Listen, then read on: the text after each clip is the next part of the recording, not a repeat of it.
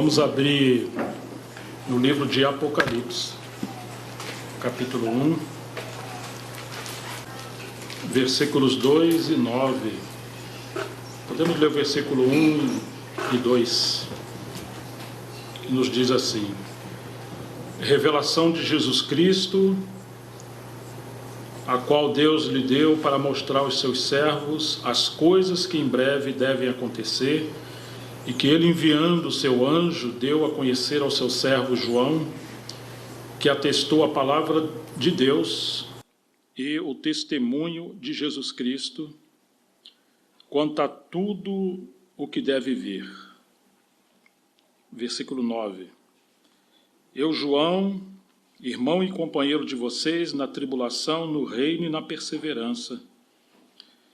Em Jesus estava na ilha chamada Pátimos por causa da palavra de Deus e do testemunho de Jesus. Até aqui por enquanto. Vamos orar mais uma vez. Pai, em nome de Jesus Cristo, nós colocamos nossas vidas nas Tuas mãos nessa manhã. Nós somos tão carentes do Senhor. Pedimos a Tua graça, Tua misericórdia, Tua bondade, que o Senhor estenda as Suas mãos, Senhor. Nos capacite mais uma vez a ouvir o Teu Espírito nessa manhã, a conhecer a Tua vontade, ó Deus, que Tu possa nos ajudar. Nós apresentamos esse tempo de comunhão nas mãos do Senhor, para a Tua glória, em nome de Jesus Cristo. Amém. Bom, amado, acho que todos nós sabemos que não apenas o livro do Apocalipse e os escritos de João são os últimos textos do Novo Testamento que o Senhor deixou como um legado para o seu povo nesses 2000 anos de história da igreja, mas não se refere simplesmente a um tratado histórico, um relato do que aconteceu naquele tempo, mas também é um livro profético e tipológico. Ele é histórico, profético e tipológico. E para a gente compreender as riquezas do Senhor nesse livro e o que Ele tem para nós nesse tempo, temos que considerar esses três princípios. E é interessante que, além disso, a própria vida de João e os acontecimentos no final do primeiro século, ele também são, digamos, meios didáticos que o Senhor usou, que apontam a nossa realidade no final dos tempos. Não vamos entrar no livro do Apocalipse, nem tem tempo para isso, e não é o nosso encargo. Mas eu gostaria de tocar um pouco nessa questão da unidade entre a palavra de Deus e o testemunho de Jesus, que vão aparecer várias vezes no livro de Apocalipse. E é muito interessante a gente considerar esse pano de fundo, porque quando nós olhamos o contexto onde João vivia, a situação do povo de Deus naquela época, os ataques que eles também sofriam, e nós relacionamos isso com o nosso tempo, vamos ver que, de alguma forma, a situação nossa não é diferente. E o que Deus trabalhou com eles no final do primeiro século, e as diretrizes da palavra de Deus para aquele tempo, eles também são diretrizes e aplicações do Senhor para o nosso tempo. Seria uma perda muito grande estudarmos a Bíblia apenas como história e não relacionar isso com a mensagem do Senhor para o tempo do fim. É um extremo tentar colocar tudo como alegoria no livro do Apocalipse. E um outro extremo é colocar tudo como aspecto literal e histórico e esquecer do aspecto profético desse livro. João estava vivendo um tempo de perseguição naquela época. Nós sabemos que seus companheiros todos já haviam morrido, os 11 apóstolos do Cordeiro, somente ele estava vivo, com cerca de 90, 95 anos. Inclusive, Paulo já havia morrido antes do ano 70, no máximo 68, 70, alguns falam até em 72. Digamos que João está cerca de 30 anos depois de Paulo, ou quase isso. e daquela companhia daqueles apóstolos pioneiros entre os apóstolos do Cordeiro, Paulo, Barnabé e os seus companheiros mais velhos, já haviam morrido. Uma nova geração vivia naquele período, podemos dizer que a terceira geração. E quando nós olhamos o contexto geral, por um lado você tem perseguição. João, inclusive, foi preso na ilha de Patmos. Ele estava ali exilado por causa da palavra de Deus e do testemunho de Jesus. Isso é uma perseguição política, governamental, uma perseguição externa do mundo contra o testemunho do Senhor, a obra do Senhor. Mas naquele tempo também havia uma perseguição religiosa. Isso aí aconteceu já no início da história da igreja, na verdade desde a época de Jesus, quando o judaísmo perseguiu o Senhor, e assim que veio o Pentecoste, lá no capítulo 2 de Atos, a igreja já sofreu grande perseguição. Pedro foi preso, João foi preso, somente depois Tiago foi decapitado por Roma naquele período. Então nós temos uma perseguição política, uma perseguição religiosa, mas na época de João havia um nível de oposição mais sutil ainda, que João vai dizer daqueles que estavam no meio deles, ou estiveram no meio deles, mas saíram do meio deles, para ficar manifestado que nem todos que estavam com eles eram deles, e eles se tornaram anticristo.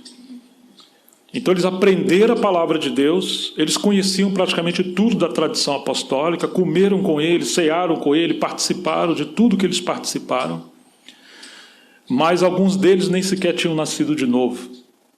E agora eles se foram com o espírito do anticristo e eles abraçaram o mover naquela época, que era chamado gnosticismo, se tornou uma seita, que eles vinculavam a tradição judaica e um movimento chamado Cabala também, que tinha muito a ver com esoterismo, misticismo, esotérico, partindo desde o Velho Testamento, e agregaram coisas ao Novo Testamento. Então havia uma mistura terrível.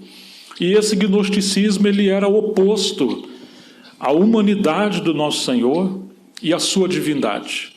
Na verdade, o gnosticismo, eles tinham tanta depreciação ao corpo humano que eles jamais poderiam acreditar que Deus se fez homem ou que o Verbo se fez carne. Então eles acreditavam que Jesus era um profeta, mas não acreditava que ele era o Verbo que se fez carne. Eles acreditavam que o Espírito Santo veio sobre Jesus no batismo, como de fato veio, mas que ele não fora gerado pelo Espírito Santo no ventre de Maria.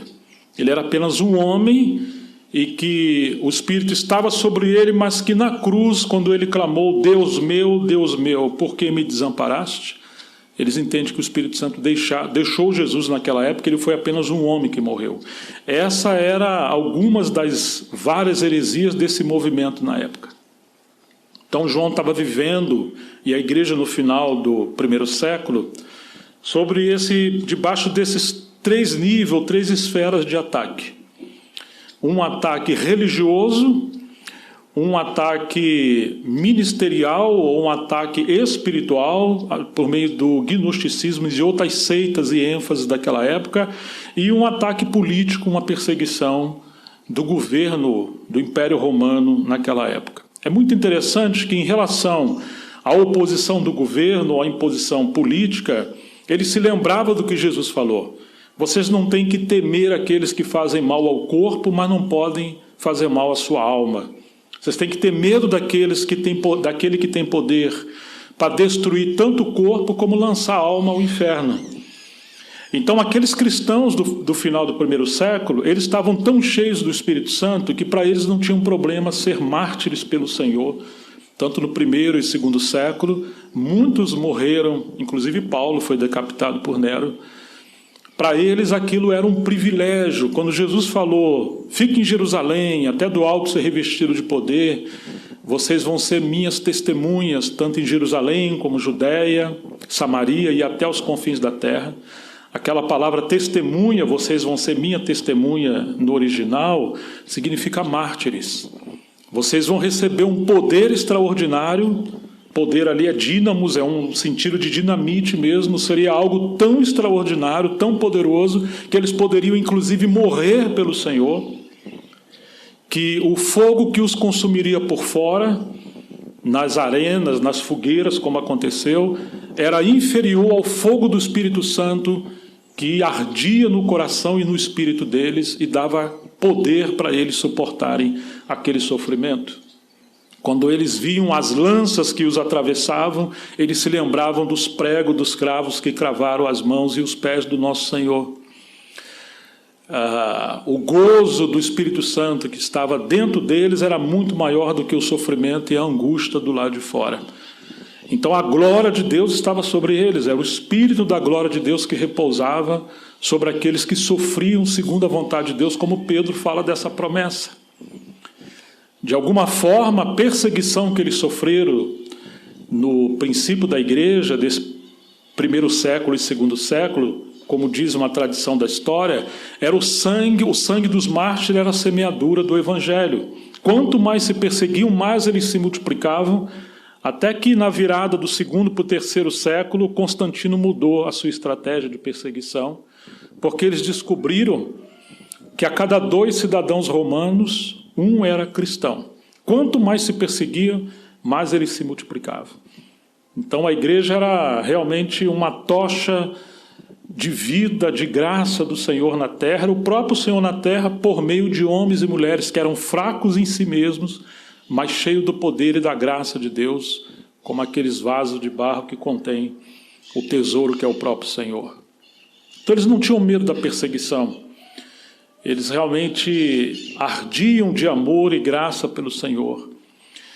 Mas nós encontramos esse nível muito mais sutil, que é o nível espiritual. Por quê? Porque quando se prega a mistura da palavra de Deus, ou a palavra de Deus misturando com coisas que não são verdadeiras, através de homens que andaram com os obreiros, e eles conseguem permear o seio da igreja, isso pode corromper a fé dos cristãos, especialmente os mais novos. Eles não conheceram, muito dos mais novos, a tradição dos pais, eles não andaram com Jesus nem com os apóstolos, eles não conheciam a palavra escrita porque a Bíblia ainda não estava concluída naquele tempo, algumas cartas circulavam, mas nem todos tinham acesso com clareza a isso, a tradição era oral, que eles compartilhavam de cidade em cidade, alguns documentos circulavam e se copiavam, como as cartas de Paulo, por exemplo, e Pedro. Mas você não tinha a imprensa naquela época que imprimia a Bíblia como hoje. Nós temos várias versões da Bíblia, desde a época de Lutero para cá, graças a Deus por isso. Então, em muitos aspectos, a tradição era oral. Era uma tradição que se ouvia de lábios em lábios, em grupos menores dos mais velhos, e aquilo ia se guardando enquanto as cartas circulavam em algumas igrejas e eles copiavam. E alguns, é claro, eram perseguidos por causa disso. Então João estava vivendo um período muito terrível. Ele já era um velhinho, estava ali para morrer na ilha de Patmos, e agora ele deixa aquelas igrejas da Ásia onde ele serviu por tanto tempo, especialmente em Éfeso, e ele está ali exilado. É muito interessante que chegamos no versículo 10, ele diz que se achava em espírito no dia do Senhor e ouviu de trás de mim uma voz forte como de trombeta dizendo, uma voz por detrás de João. Que maravilhoso, porque isso é uma profecia que se cumpriu, que está no livro de Isaías, capítulo 30, versículo 21, quando o Senhor fala que se você estiver, entre outras palavras, desorientado, num tempo difícil, de oposição, você vai ouvir uma voz falando por detrás de você, para você não se desviar nem para a direita e nem para a esquerda. João está ali na ilha de Patmos, ele está velho, ele não poderia trabalhar com tanto empenho quanto os mais novos, ele está com quase 100 anos de idade. Sabia que muitos dos seus colegas tinham sido martirizados. Provavelmente ele está vivendo aquele choque terrível e ele escuta essa promessa, essa voz do Senhor falando por detrás dele, encorajando João. E que coisa maravilhosa, né? Que, embora parecia que tudo estivesse perdido, a igreja fora derrotada, os apóstolos morreram, mas os céus se abrem para João.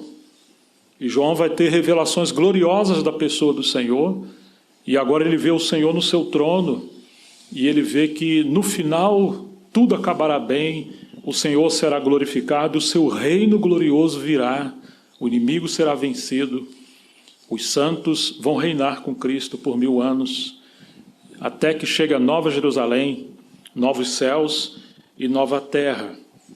Mas quando você olha esse contexto, porque João, ele conheceu o Senhor muito cedo, ele era um discípulo de João Batista, e um dia Jesus está passando e João Batista fala: eis o Cordeiro de Deus que tira o pecado do mundo.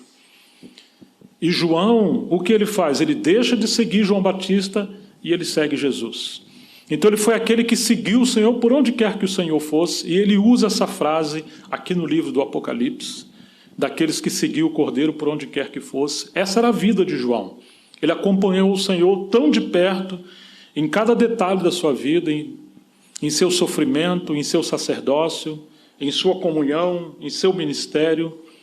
Ele ouviu aquelas promessas, ele desfrutou da sua intimidade, ele reclinou ao pé de Jesus, ao peito de Jesus.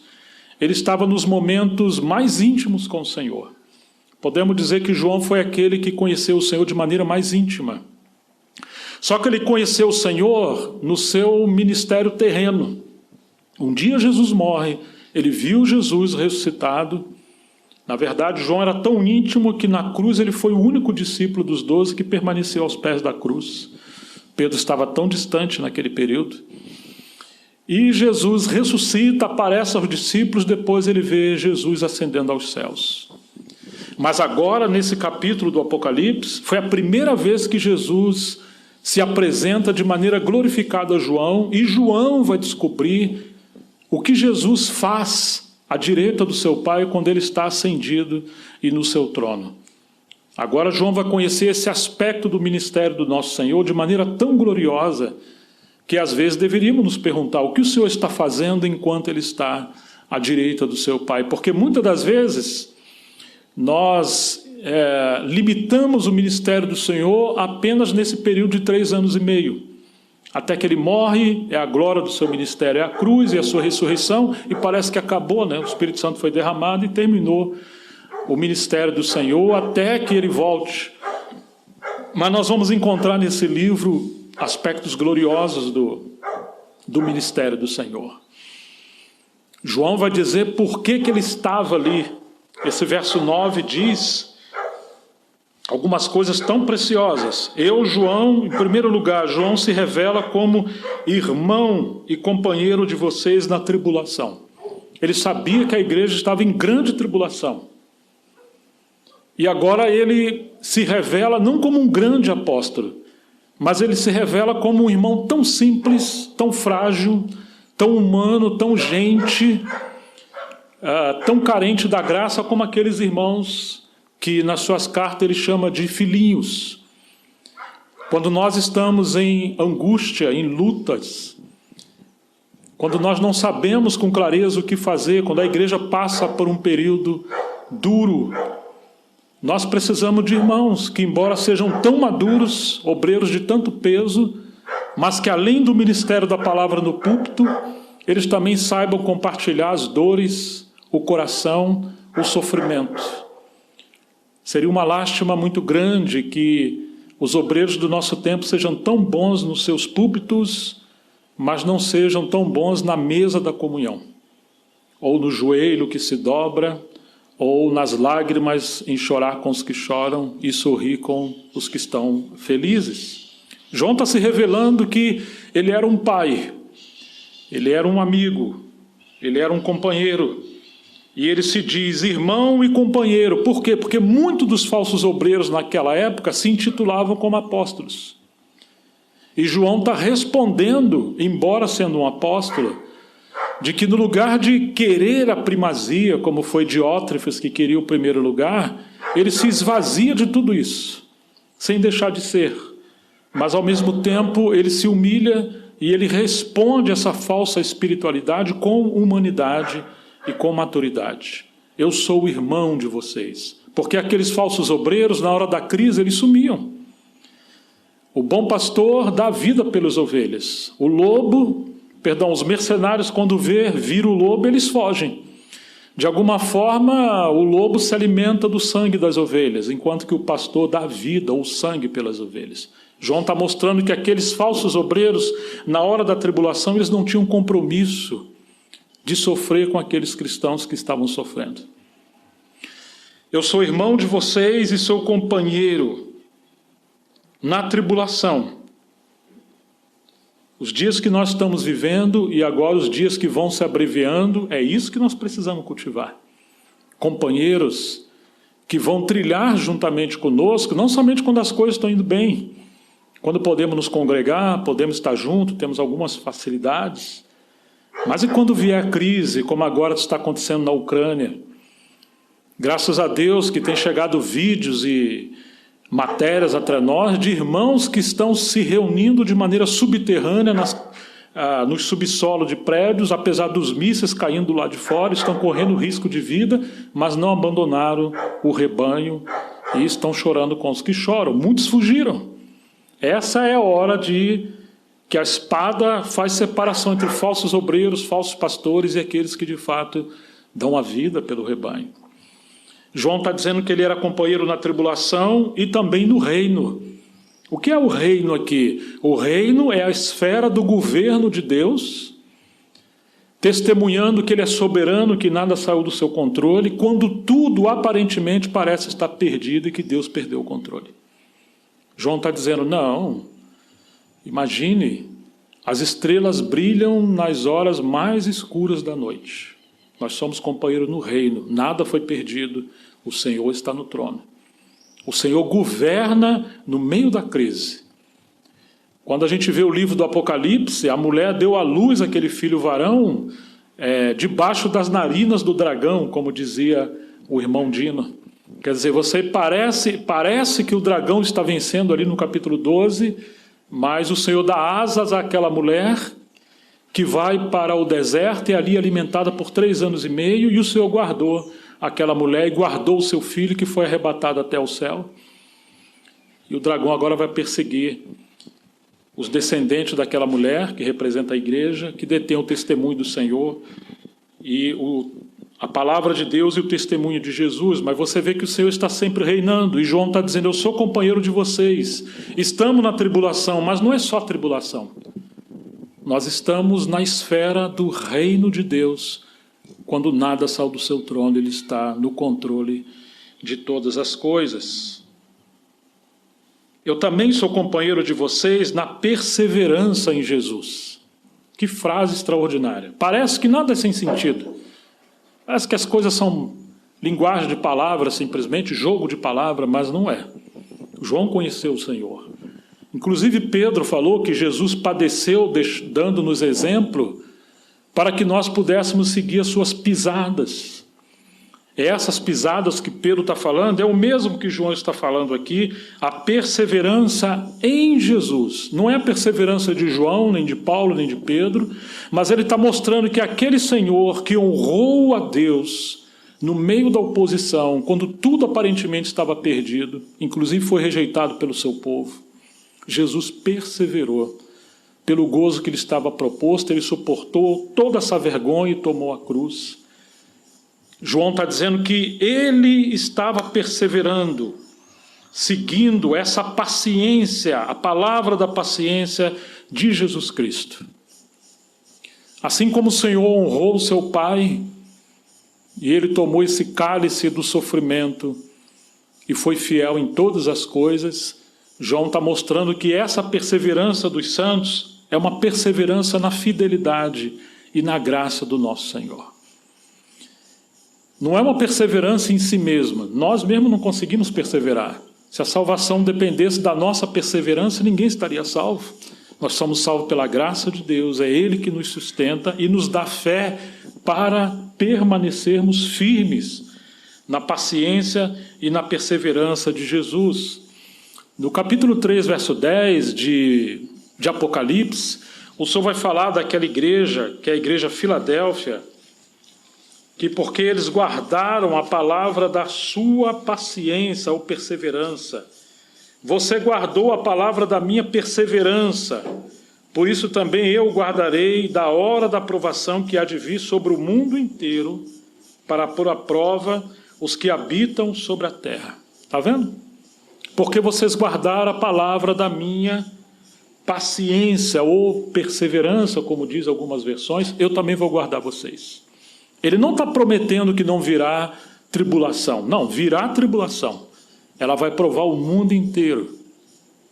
Mas aqueles que perseveraram na perseverança de Jesus, ou na palavra da sua paciência, ele está dizendo que vai guardar no meio da grande tribulação, no meio da prova.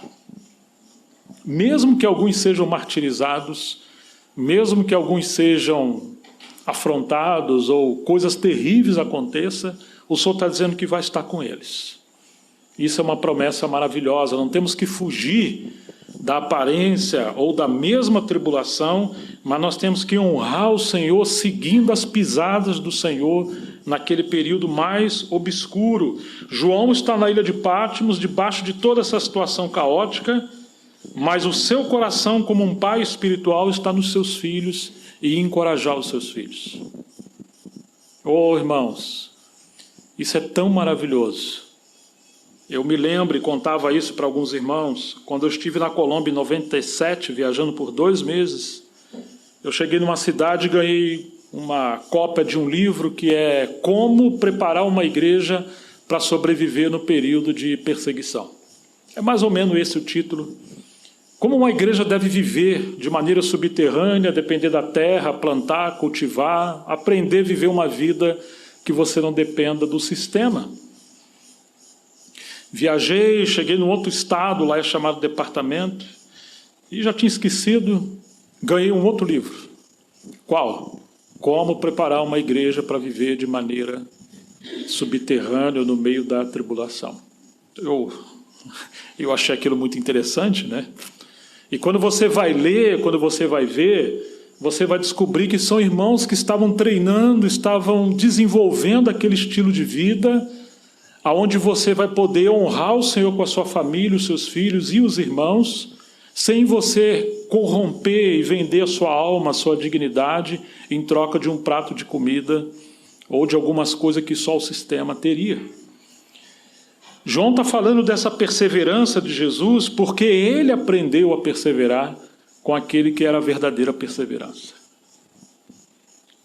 No período mais difícil, nós encontramos alguém compartilhando experiência e não apenas ensinamentos, doutrinas, que são tão importantes para nós, mas que se não tiver, entre aspas, encarnada com experiência na nossa própria vida, nós não poderemos falar como Jesus falava, em verdade vos digo. Os fariseus poderiam falar em verdade, porque a verdade é a verdade objetiva da palavra de Deus. Mas eles não tinham essa verdade como realidade espiritual na vida deles. Então Jesus falava em verdade, porque ele era a verdade que vivia essa realidade da palavra de Deus na própria vida dele. Quando você encontra João, inclusive João falando ao seu amigo Gaio, na 3ª carta dele, ele fala: ô Gaio, os irmãos que visitaram vocês, quando eles voltaram, eles deram testemunho da sua verdade. Ou seja, não é a verdade da palavra de Deus que eles estão falando agora. Eles estão falando da verdade que era uma realidade espiritual na vida de Gaio. Então Gaio poderia falar em verdade vos digo. Ou seja, a verdade da Bíblia, a verdade da doutrina, a verdade da palavra de Deus, não apenas foi à cabeça e ao conhecimento de Gaio, mas desceu até o coração, governou a sua alma e se tornou a sua expressão de vida. Na hora da prova, o que vai realmente nos sustentar é o quanto que essa verdade se tornou realidade espiritual em nossa vida. É claro que a verdade não deixa de ser verdade se experimentamos ou não, ela é a verdade em si mesma eterna, porque é a verdade, é a palavra de Deus, Ele é a verdade. Mas o tamanho da nossa espiritualidade não é proporcional ao que conhecemos como doutrina, mas é proporcional ao que nós, além de doutrina, praticamos pela fé. Nos agarramos pela fé, não o que nós sentimos ou alguém falou, mas o que nós vivenciamos. Isso Paulo chama de palavra da vida. Tem hora que Paulo se refere aos Colossenses como a palavra da verdade, é todo o conjunto da palavra de Deus. Mas aos Filipenses ele fala da palavra da vida. E a palavra da vida ele relaciona com o trono de Deus, ou o tribunal de Cristo. Naquele dia o que vai contar é o quanto que essa palavra que está aqui, ela também se tornou a palavra na nossa própria vida. Quando você encontra João escrevendo as suas cartas, quase sempre no grego a palavra verdade, ela tem um sentido de realidade espiritual. Porque os falsos profetas, os gnósticos da época, conheciam a verdade no sentido de doutrina, mas não tinha a verdade em si mesmo no sentido de realidade espiritual. Então João ele está conduzindo os irmãos a essa vida mais profunda. Digamos que os falsos profetas estavam no átrio exterior e João está convidando o povo de Deus a voltar para o Santíssimo, a uma vida mais profunda de andar com o Senhor.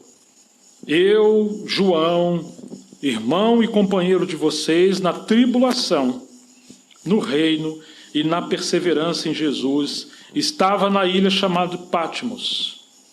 E agora ele vai dizer o motivo: por causa da palavra de Deus e do testemunho de Jesus. Presta muita atenção nisso. Não é um jogo de palavras. João está unindo a palavra de Deus e o testemunho de Jesus. E é interessante que a palavra aqui, para palavra, é logos. Não é uma parte da palavra, é toda a palavra de Deus. Toda a palavra de Deus. Porque os falsos profetas, eles extraem partes da palavra, ou do logos, ou do todo, mais conveniente a eles. Mas João está cortando como uma espada. E ele está dizendo que ele estava ali por causa de toda a palavra de Deus e do testemunho de Jesus. Vocês se lembram quando Jesus uma vez falou: vocês examinam as Escrituras, falando aos judeus, porque vocês julgam ter nelas a vida eterna. Mas elas dão testemunho de mim, e vocês não querem vir a mim para terdes vida. O que Jesus está dizendo? Que eles separaram a palavra de Deus do testemunho de Jesus. É isso que eles fizeram. A essência da palavra de Deus, o foco, o fundamento, o sentido, é a própria pessoa do Filho de Deus. Todas as profecias, tipologia, metáfora, tudo que está na Bíblia diz respeito ao cumprimento em Cristo Jesus, em sua obra. Como eles, sendo escribas e fariseus, mestres da época, conseguiam se debruçar na palavra de Deus e não encontrar o testemunho de Jesus, inclusive excluí-lo desse apontamento principal que a palavra de Deus tem. Mas isso aconteceu e era o povo de Deus. João agora está mostrando que é impossível, se não se deveria fazer isso, é um equívoco, separar a palavra de Deus do testemunho de Jesus. Agora, quando ele fala de testemunho de Jesus, não é simplesmente um testemunho teológico. Não, ele está falando de uma vida misturada, uma vida em união com o próprio Jesus Cristo.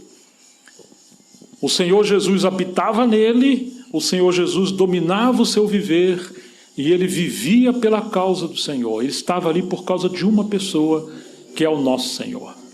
Lembra quando Paulo falou aos Gálatas? Mas quando descobri que aprove a Deus revelar o seu Filho em mim. Está vendo? O seu Filho nele. Não apenas na Bíblia, mas agora Paulo nasceu de novo e tem Cristo na vida dele. E ele vai crescendo nessa revelação. Estamos no livro de Gálatas, capítulo 1. No capítulo 2, ele fala que estava crucificado com Cristo e vivia não mais ele, mas Cristo vivia nele. E isso é o testemunho de Jesus na vida dele.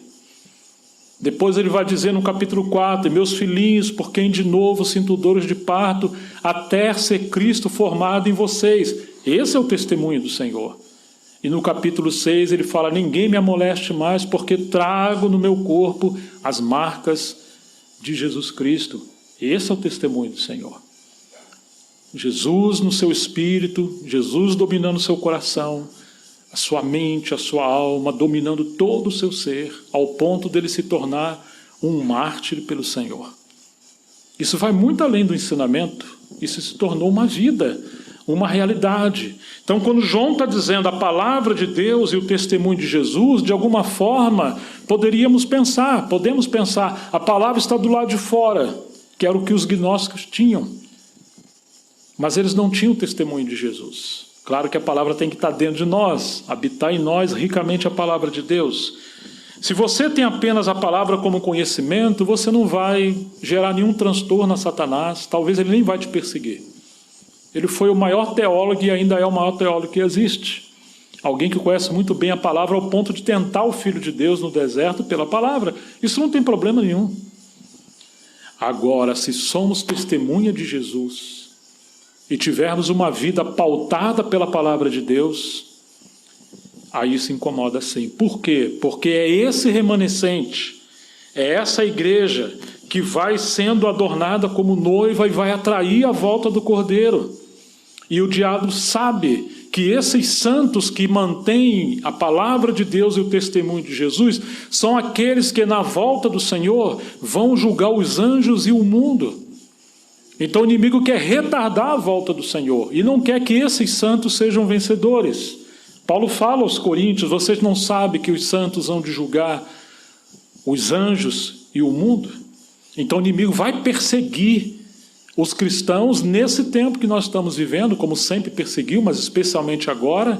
Como diz no livro de Apocalipse, Satanás sabe que lhe resta pouco tempo, então ele vai fazer de tudo para destruir esse tipo de cristão, e ele vai se opor a essas pessoas. Infelizmente, a cristandade hoje está assim. Não segue absolutamente a palavra de Deus, mas partes da palavra de Deus, misturado com filosofia, com humanismo, com qualquer uma outra coisa, aonde o testemunho de Jesus está sendo sufocado porque os homens estão tomando a centralidade e o primeiro lugar.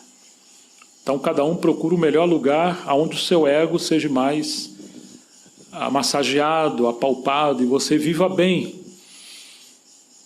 Mas não é disso que o Evangelho do Reino fala para nós. Nós somos chamados para viver uma vida intensa para a glória de Deus. E é disso que João está dizendo. Ele fala da palavra de Deus e o testemunho de Jesus. Agora olha que interessante, o capítulo 6, versículo 9, ele também vai dizer, ele vai mostrar essa mesma união da palavra de Deus e o testemunho de Jesus. 6:9. Quando o Cordeiro quebrou o quinto selo, vi debaixo do altar as almas daqueles que tinham sido mortos por causa da palavra de Deus e por causa do testemunho que deram. Duas coisas. A palavra de Deus e o testemunho que deram. Você percebe que não é apenas por causa da palavra de Deus, mas especialmente a palavra de Deus e o testemunho que deram. E aí chegamos no capítulo 12, versículo 17.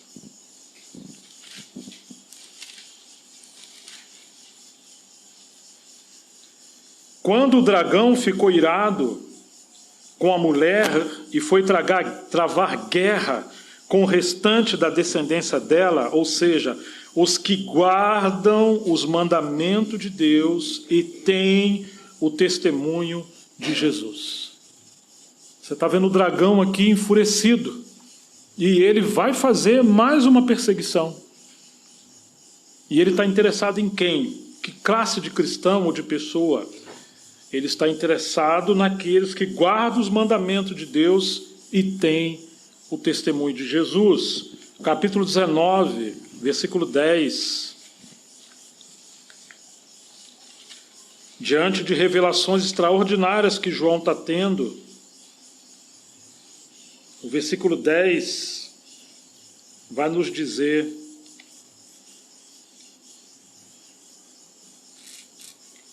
Perdão, o capítulo 19, versículo 10. Eu que estou na página errada aqui. Diz assim: prostei-me diante dos seus pés para adorá-lo. Prostou-se diante dos pés de um anjo. E nós estamos falando do apóstolo João, o mais maduro. O anjo, porém, me disse: não faça isso.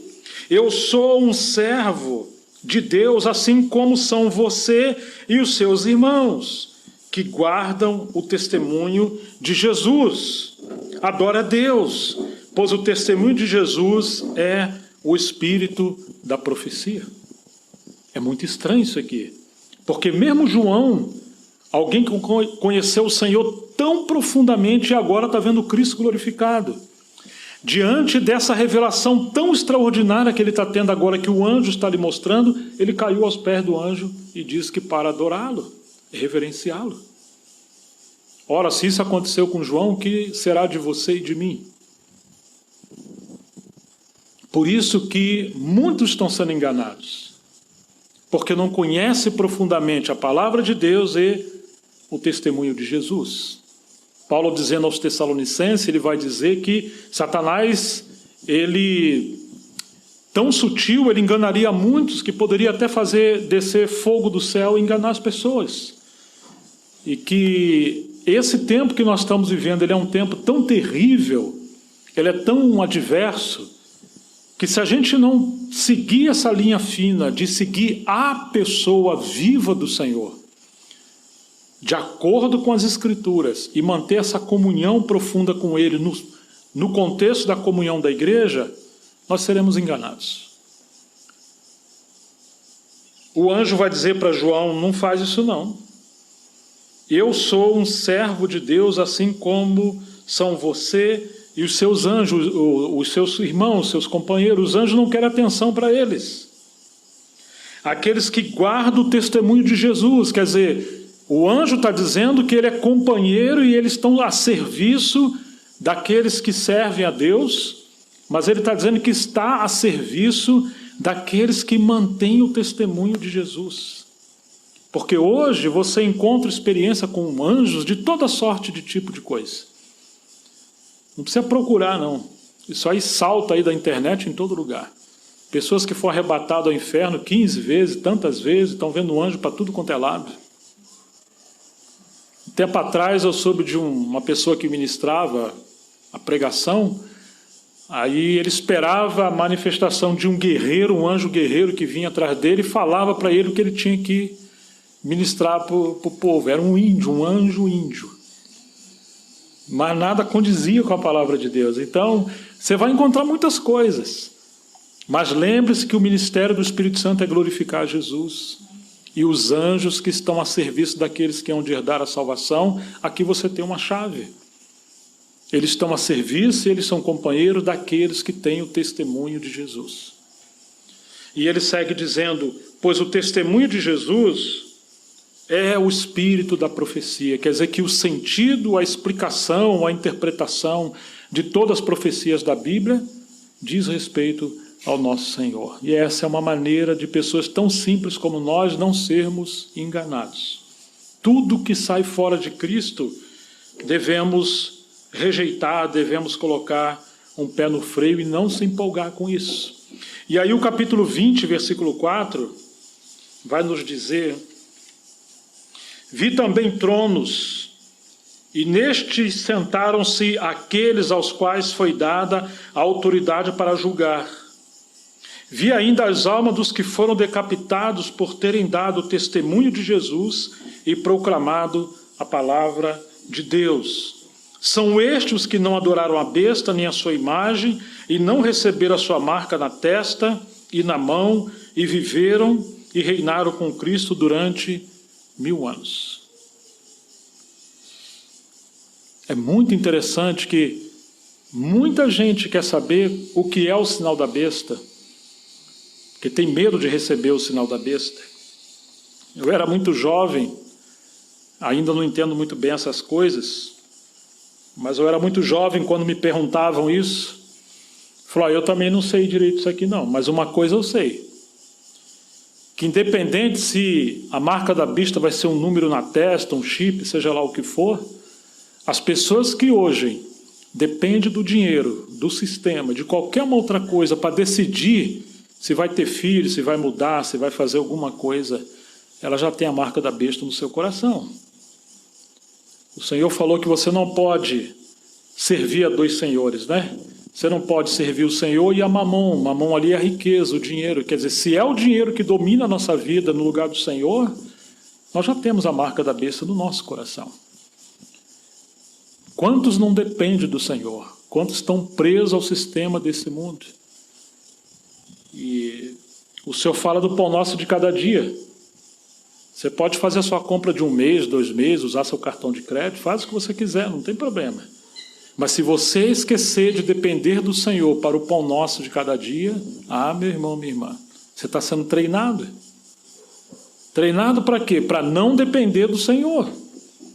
Então, se você hoje não exercitar a sua fé diariamente nas coisas pequenas da vida, você acha que naquele dia de uma grande provação você vai ser um gigante espiritual? Não vai ser. Hoje precisamos aprender a exercitar uma vida de fé, mesmo nas pequenas coisas. Mas é tão sutil, né? A gente esquecer do Senhor, da dependência do Senhor, porque você tem tudo fácil na sua mão. É muito complicado isso, né? Eu anteontem, estava num lugar e aí comprei algo. Eu vim, na verdade, foi sábado, né, de Americana, estava com a fome, já era tarde, aí passamos no lugar, estava vendendo espetinho, um pessoal muito bom, eu comprei uns espetinhos para levar para casa. E aí, quando fui pagar, eu olhei e falei, olha, não está certa essa conta, né? Falei com o dono, né, que já se tornou um colega meu. Falei, realmente, se foram 5 espetinhos, cobraram 1 a mais. Aí ele chamou a menina, falou, não, está certo sim, não está. E aí ela pegou a calculadora, falou, minha filha, é tão simples, quanto é cada espetinho? Tanto vezes tanto, mas não consegue fazer a conta. Ela falou, mas como é que você sabe? Eu falei, porque eu venho de uma geração que mesmo quando surgiu a calculadora, a gente rejeitava a calculadora. Ela falou, se eu tirar a calculadora, Quer dizer, com a calculadora já não sabe fazer conta, né? O Fabrício falava que estava numa loja lá, tinha que fazer um cálculo lá simples de porcentagem, quantos % tem de desconto e tal, e tinha 2 moças trabalhando e tiveram que pedir para o Fabrício ajuda aos universitários, como é que trabalha no lugar assim, eu não sei. Então nós temos muitas coisas hoje que inclusive atrofia a mente, o pensamento, as faculdades humanas. É muito fácil pegar um celular hoje e ver um versículo da Bíblia, ler a Bíblia, qualquer outra coisa. Mas se isso for tirado de nós, como que está, de fato, a palavra de Deus no nosso coração e na nossa mente? Porque pode ser que o tempo se tornará tão difícil que nós não teremos acesso a essas facilidades dessas coisas, né? Hoje você tem uma geração que as crianças nas grandes cidades não sabem nem o que é galinha. Tem menino de 5, 7, 8 anos, nunca viu uma galinha. Quando vê, eles não sabem o que é. Talvez só desenhou lá, viu um desenho, mas ele não sabe o que é animal, não sabe nada. Então é uma geração que ela está sendo despida, inclusive, de uma vida humana normal e da natureza. Você foi treinado, escravizado para depender de um sistema e é viciado em tantas coisas, irmão. Não é só Coca-Cola, não, viu? É muita coisa que a gente é viciado hoje. Se tiver que fazer uma mudança, inclusive de alimento, é muito difícil. Muitas pessoas vão vender a sua própria alma por causa disso. Que tempo difícil que a gente está vivendo. Mas quando nós olhamos aquele final do primeiro tempo, do primeiro século, para os nossos dias hoje, a gente vai ver que tem tanta coisa a ver conosco, tem tanta relação, e a gente tem que se cuidar, nós precisamos estar muito atentos sobre isso. Ali a batalha é para separar a palavra de Deus e o testemunho de Jesus. E aqui está um segredo para nós que estamos no final dos séculos. Nós precisamos preservar essa união entre a palavra de Deus e o testemunho de Jesus. Agora vamos para a primeira carta de João, capítulo 4, que vai nos mostrar uma coisa muito interessante.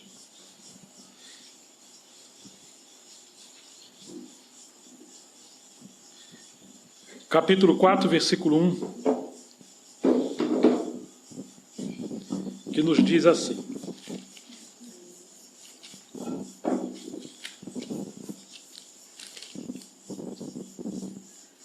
Amados, não deem crédito a qualquer espírito, mas provem os espíritos para ver se procede de Deus, porque muitos falsos profetas têm saído mundo afora. Então você vê que tem que pegar o pano de fundo de João para a gente entender o que ele está falando. Ele não está querendo dizer que os espíritos vêm voando assim e de repente vão se materializar no meio da igreja ou aparecer num quarto, né? Não é isso que ele está querendo dizer. Mas ele está mostrando que por detrás de cada homem ou mulher que fala a palavra ou que tem uma influência entre a assembleia, eles estão sob a influência de um espírito. Na verdade, todos nós estamos sob a influência de um espírito. Queira Deus que todos nós estejamos debaixo da influência do Espírito Santo, de não apenas habitar em nossa vida, mas estar dirigindo a nossa vida. Talvez existam mais espíritos no mundo do que seres humanos, porque quando Jesus expulsou os demônios daquele gadareno, pelo menos 2.000 entraram em 2.000 porcos, e estavam num homem só.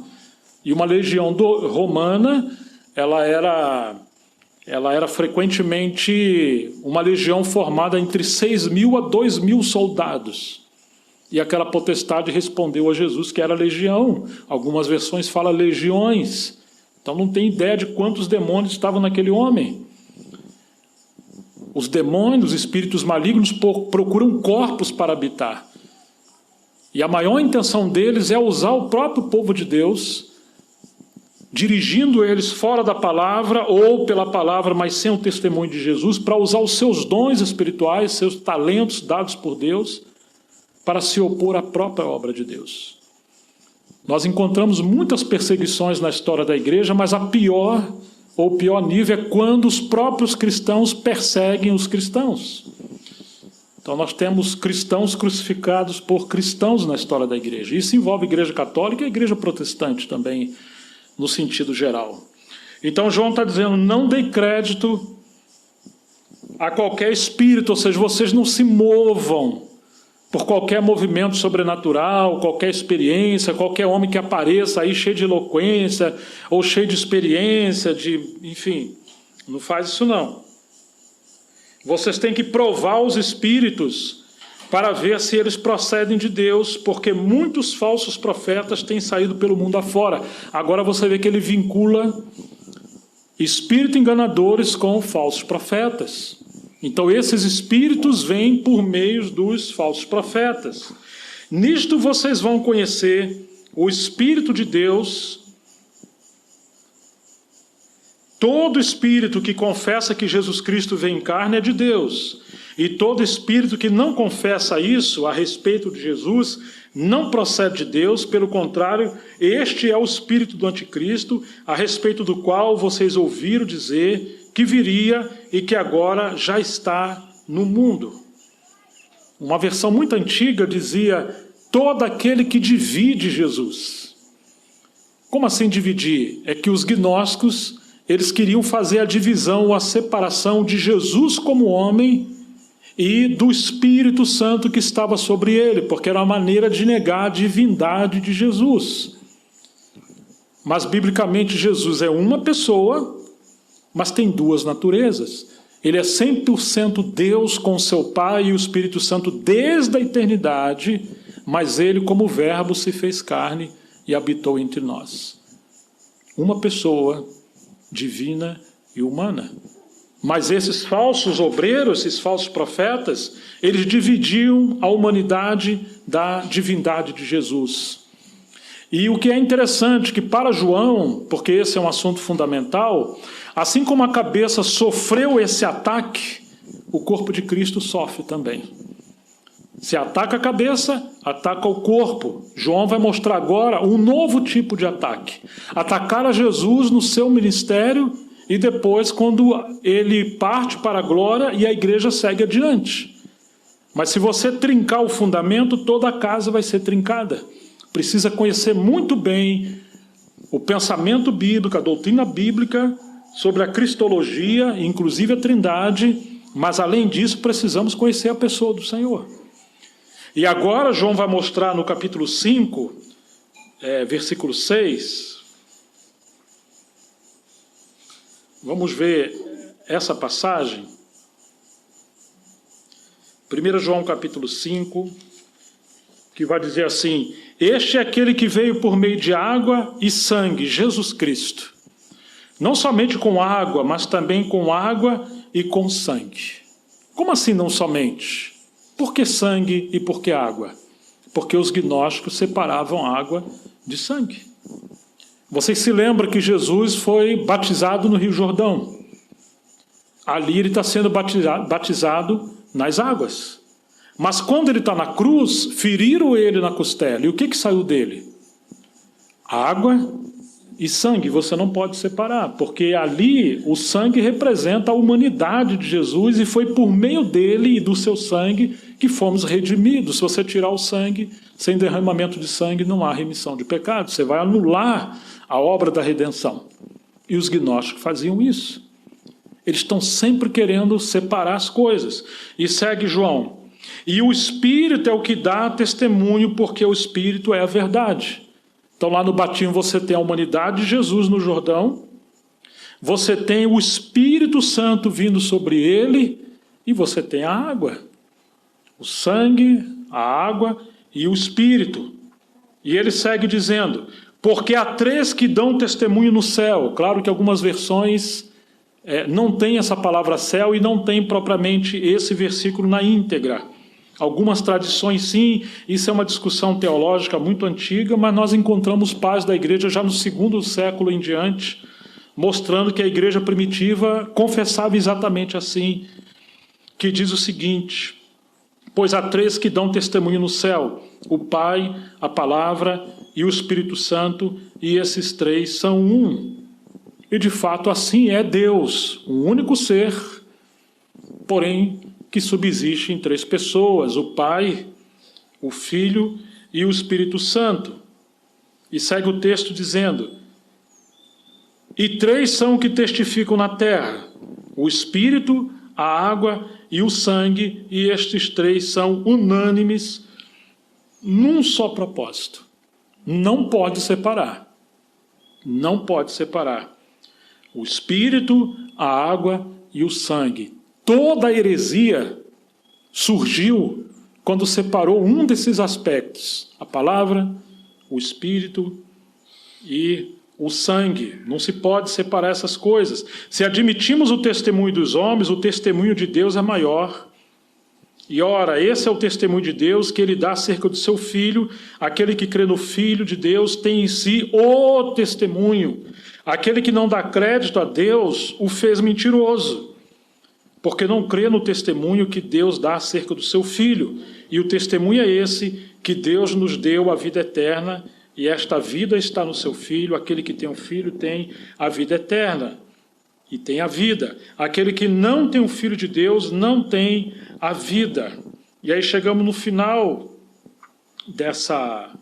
desse capítulo, versículo 20. Também sabemos que o Filho de Deus é vindo, e nos tem dado entendimento para reconhecermos o verdadeiro. E estamos no verdadeiro, em seu Filho Jesus Cristo. Este é o verdadeiro Deus e a vida eterna. Filhinhos, guardai-vos dos ídolos. Mas vocês estão percebendo essa guerra do inimigo contra Deus e contra os santos e contra a palavra de Deus? João foi preso por causa da palavra de Deus e o testemunho de Jesus, porque ele não cedeu o terreno para isso. Jesus foi atacado no sentido de dividir a sua humanidade e a sua divindade. Se tu és filho de Deus, logo assim Satanás o tentou. Talvez você esteja equivocado, você não é o filho de Deus. Ele está atacando a sua identidade. Mas agora você vê João mostrando que assim como a cabeça foi atacada, o corpo também está sendo atacado. E ele está mostrando que não pode separar o Espírito, a palavra e o sangue. O sangue aqui, em relação a Jesus, é sangue mesmo. Mas quando nós olhamos a aplicação disso em relação à vida da igreja, nós lembramos, quando Paulo, falando da ceia, no capítulo 10 de 1 Coríntios, ele diz, porventura o cálice da bênção que nós abençoamos não é a comunhão no sangue de Jesus? Vocês lembram disso? O pão que partimos não é a comunhão do corpo de Cristo? Então o sangue aqui está falando da comunhão dos santos, pela vida de Jesus que flui até nós pelo Espírito Santo. E aí João está mostrando que essas 3 coisas têm que permanecer juntas como um testemunho conjunto. Tipo aquele tripé ali que o Fabrício está usando com a câmera, né? É uma câmera só, mas tem um tripé ali com três bases. Se você tirar uma, vai cair. Então nós temos a palavra, o Espírito e o sangue, ou a comunhão. Se você observar muito rapidamente na igreja, a história da igreja, você vai encontrar que teve uma linha que deu muita ênfase ao Espírito Santo. Foi muito bom. Mas quando se separa o Espírito Santo da palavra de Deus, entrou o misticismo, ou o movimento neopentecostal. E aí entrou uma heresia mística, espiritualista, transcendental, e muitos problemas tivemos aí. Porque o Espírito Santo, ele é o Espírito da palavra, e nos guia em toda a verdade. Nunca podemos crer que o Espírito Santo está nos guiando a algo, a uma experiência, seja o que for, que não esteja em harmonia com a palavra de Deus. A direção do Espírito Santo é como aqueles dois trilhos de uma locomotiva. Você não pode tirar um trilho, você vai ter um acidente. O Espírito e a palavra andam juntos. E aí temos essa locomotiva, podemos dizer, esse poder de Deus na igreja, na obra de Deus. A obra de Deus avança pela comunhão por meio da palavra e do Espírito Santo. Alguns deram muita ênfase à palavra de Deus, que é excelente, ai de nós sem ela, mas ignoraram o ministério do Espírito Santo. E quando não se deram conta, entrou um movimento racional, intelectual, academicista, meramente teológico, e o Espírito Santo ficou do lado de fora, ao ponto de ter surgido pelos reformadores, especialmente agora, nesse último século, um movimento chamado cessacionismo, que anula a obra e os dons do Espírito Santo, confinando-os só no primeiro século. Inclusive, esse movimento, pelos reformadores atuais, digamos, mais rigoroso, persegue a outra parte do corpo de Cristo que acredita na obra do Espírito Santo em nosso tempo. Existe um livro chamado Fogo Estranho, do John MacArthur. E aí publicaram outro livro chamado Fogo Sagrado, que é uma resposta ao fogo estranho. Porque esse movimento cessacionista atribui a Satanás qualquer obra, manifestação de dons espirituais na igreja. É claro que tem muito misticismo e muito engano, mas você não pode jogar a criança fora com a água. Joga a água suja fora, mas a criança você tem que segurar. Então você atribuir tudo a Satanás, que aconteceu no período dos avivamentos, desde a época do século XVIII, com John Wesley, George Whitefield e tantos outros avivamentos que ocorreram também no século XIX.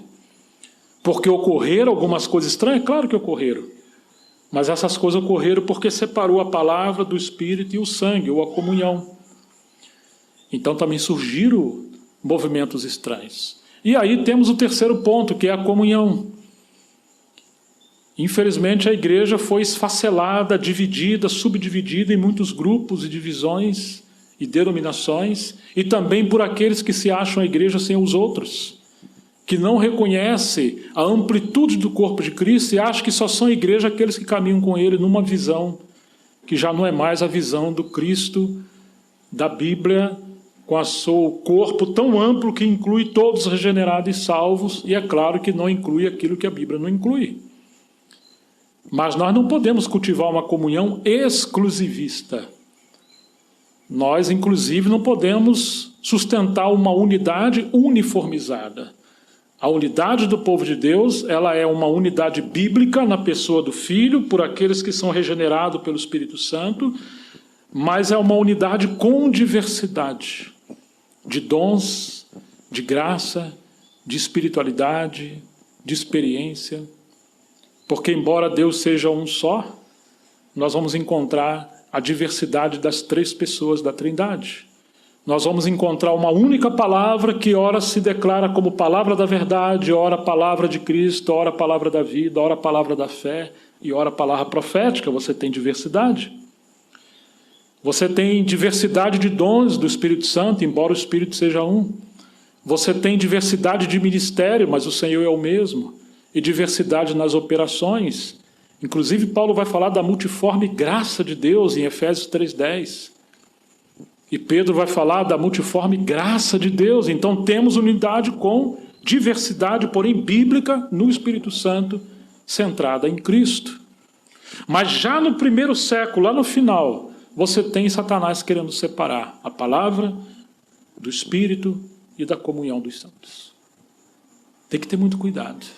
Se a gente for um movimento só do Espírito, opa, você excluiu a palavra. Mas se for só palavra, também tem que ter cuidado. Porque se aqueles que não pensam como nós em relação à palavra, nós excluímos da comunhão, nós vamos quebrar esse testemunho conjunto da palavra, o Espírito e o sangue. Temos que ter um coração tão amplo como o Senhor, sem ao mesmo tempo incluir aquilo que o Senhor não inclui. Na verdade, não somos nem nós que incluímos, né? Tudo está nele. Nós apenas seguimos as pisadas do Senhor. Mas, irmãos, o tempo que nós estamos vivendo requer muita graça, sabedoria e discernimento.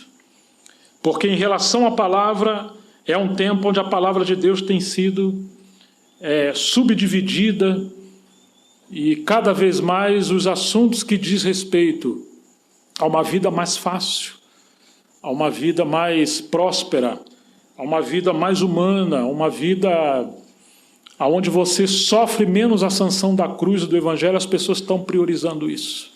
Na verdade, não querem profetas da palavra, elas querem pessoas que promovam animação para a igreja, para manter a igreja animada, né? E cada vez mais em relação à comunhão dos santos, quantas divisões tem tido? Que o Senhor nos ajude, que embora sendo igrejas locais, cada uma em sua localidade, nós possamos manter esse princípio da comunhão, de que o corpo de Cristo ele é um só. E não podemos estar divididos com ninguém. E ao mesmo tempo, dependemos do ministério do Espírito Santo. Ai de nós, deixaremos de ser a igreja bíblica e espiritual, nos tornaremos um clube, onde nós teremos presidente, vice-presidente, secretário e tantas outras coisas. Precisamos estar como aqueles irmãos, profetas e mestres, no capítulo 13 de Atos, que eles ministravam ao Senhor com jejum e oração, e disse o Espírito Santo: separai-me agora Saulo e Barnabé. Quer dizer, que é o Espírito Santo que coordena, que dirige a igreja, e ele que habita em todos os membros. Nós precisamos humildemente buscar a ele para reconhecer os dons e os serviços de cada irmão e valorizar sem excluir ninguém, para que todos os irmãos sirvam de acordo com a palavra de Deus, debaixo da direção do Espírito Santo e numa comunhão no corpo de Cristo que seja bíblica e espiritual. Que Deus nos ajude nesses dias que nós também estamos vivendo no final dos tempos. Graças a Deus por João, graças a Deus pela sua palavra, e deve nos encorajar muito que João escreve as suas cartas, e se a gente perguntasse: puxa, João, o que você pode deixar para uns irmãos tão fraquinhos como nós, que ele chama de filhinhos, né? Talvez se fosse nós, ia deixar um tratado lá, uma teologia sistemática de 50 volumes, né? Tentando explicar cada detalhinho. Ah, João não faz assim não. João pega a gente pela mão: meu filho, sai daí, sai do meio dessa confusão aí. Vem para cá. Aí entra do ato exterior para o santo lugar. Não se distrai aí, nem no candelabro, nem nas mesas dos pães. Não. Vamos lá para o santo do santo, onde tem a arca. Falou: olha, essa é a mensagem que nós ouvimos dele desde o princípio. O que nós vimos, o que nós contemplamos com nossos olhos, o que nossas mãos apalparam com respeito ao verbo da vida. O que nós vimos e ouvimos, isso vos anunciamos. E nós anunciamos essas coisas a vocês para que vocês tenham comunhão conosco. É para esse propósito, para a comunhão. E essa é a mensagem que nós ouvimos da parte dele. Nossa, agora vai vir coisas aí tão... Não. Deus é luz, não há nele treva nenhuma. Todo aquele que diz que está nele, mas anda nas trevas, e está mentindo. E não há nele a verdade. Mas como assim? É possível falar que está nele, mas mentir? É possível. Poxa, então nós estamos correndo um risco? Claro que estamos. Mas como é que nós vamos saber que estamos andando nele, na luz, e não há mentira em nós? É porque todo aquele que anda na luz, como ele na luz está, ele mantém comunhão com os seus irmãos. Você não pode separar o Espírito, a palavra e a comunhão dos santos. Aqui ele começa a cortar claramente aqueles ensinamentos que os falsos profetas estavam ensinando os irmãos. E o gnosticismo tinha uma coisa terrível. Eles pregavam um conhecimento mais elevado, como o Senhor corrigiu aqueles que diziam que conheciam as profundezas de Satanás. Eles sabiam de tudo, até as profundezas de Satanás. Esse movimento, eles desclassificavam as pessoas humildes, iletradas, simples, inclusive pessoas do campo, e era um movimento só para a elite, os eruditos e acadêmicos, os mais evoluídos. E João está falando que não.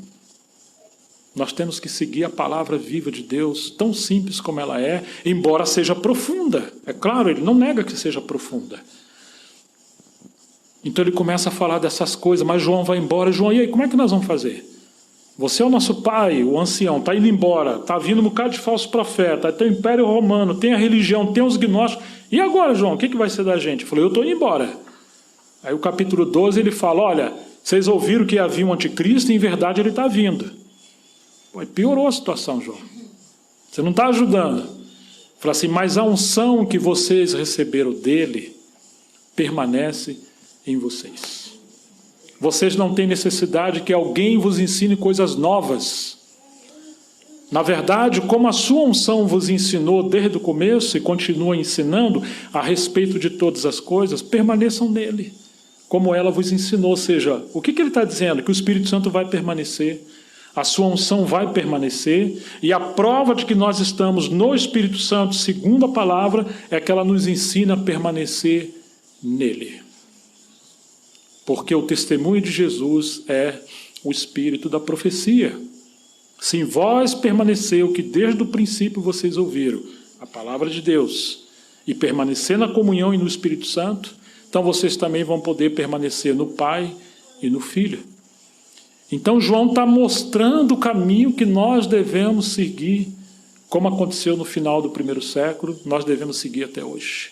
A palavra, o Espírito e a comunhão simples, bíblica e espiritual, aguardando o retorno do nosso Senhor e nunca separar a palavra de Deus do testemunho de Jesus. Que o Senhor nos ajude nesse tempo. Amém. Vamos dar graça ao Senhor. Pai, em nome de Jesus Cristo, nós queremos te louvar, porque o Senhor é tão maravilhoso e cuidadoso que o Senhor não nos deixou órfãos, o Senhor enviou o Consolador, que habita em nós, o mesmo que habitou em João e nos apóstolos, e continue nos orientando até hoje. Ajuda-nos a permanecer nessa unidade da palavra e o testemunho de Jesus, e nessa unidade tripa da palavra, o Espírito e a comunhão dos santos. Senhor, nos dê essa dependência cada vez maior da palavra, o Espírito, mas também depender dos irmãos. Livra-nos do isolamento, livra-nos do orgulho, livra-nos da acepção, e nos ensine a crescer nesse testemunho, que Cristo seja abundantemente a nossa vida, a nossa realidade espiritual, que sejamos esse corpo da plenitude de Cristo, para que o Senhor tenha um testemunho vivo nesses dias, no poder do Senhor, que possamos pregar o Evangelho, aguardando a volta do nosso Senhor.